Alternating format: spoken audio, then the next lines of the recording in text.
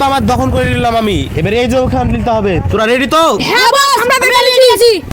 এই জমি খান কিন্তু আমার খুব অনেক পছন্দ। এই জমিটা যেন হাত থেকে ছাড়া না হয়, মনে রাখো। এই জমিটা যদি আমার হাত থেকে ছাড়া হয়েছে, তোমাদের কিন্তু খবর খারাপ হয়ে যাবে। বস্তা বুলে এলো, জমিটা দখল করতে হবে। তুই এত টেনশন করছিস কেন? চল আমার সাথে।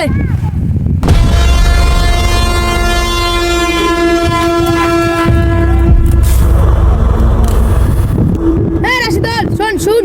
ও ভাই কি বলছিলা বলো? ভাই উপরে যা। বলো ভাই। হ্যাঁ, তোর কাছে একটা জিনিস চাবো, তুই দিবি? কি বলো? তোর জমি খান আমার বসার খুব পছন্দ, তুই কি দিবি? না, আমাকে আঙ্গুল ব্যাখ্যা করতে হবে। না ভাই, আমি এই জমিটা দিতে পারবো না। তুই তোর বাবা দিস। না ভাই, আমি এই জমিটা আমার নাম চিঙ্কু মাস্টার, বুঝতেছিস? তুই থাকবি না, জমি থাকবে, বুঝতেছিস? বুঝতে হবে।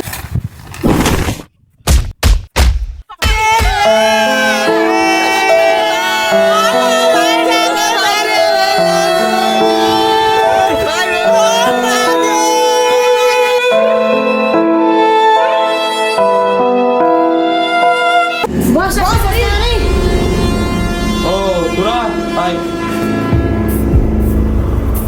কি হলো? আপনি যে কাজটা বলেছিলেন সেটা কমপ্লিট হয়েছে।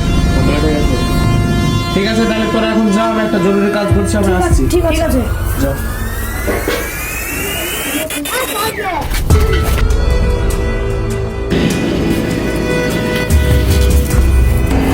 ওই আসিন, আমাকে কেন ডেকেছিস?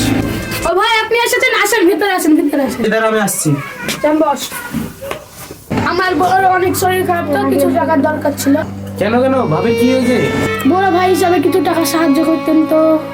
না আমি সেভাবে টাকা দিতে পারবো না। তোর যে জমিখান আছে সেই জমিখান আমার নামে লিখে দাম, তোকে দিচ্ছি টাকা। তোর যত টাকা লাগবে আমি দিব, আমি অপারেশন করাবো, কোনো অসুবিধা নেই। তুই খালি তোর জমিখান আমাকে দিয়ে দে। না ভাই না, আপনি এরকম করেন, আমার কিছু ধার দেন। ঠিক আছে, তোকে আমি টাকা ধার দিতে পারি, কিন্তু 1 বছর পর আমাকে টাকা লাগবে। পারবি তো দিতে? হ্যাঁ ভাই, পারবো। সুরজন শোন, বলেন। ভিতরে আয়। তুই যে 1 লাখ টাকা আমি দিয়েছিলাম, সেই 1 লাখ টাকা আমাকে দে এখন। এলেন বস। ঠিক আছে, তুই যা এখন। এই নে, তোকে টাকাটা দিলাম, ঠিক মতো যেন ফেরত দেয়। ঠিক আছে। ঠিক আছে, তারপর আমি আসছি।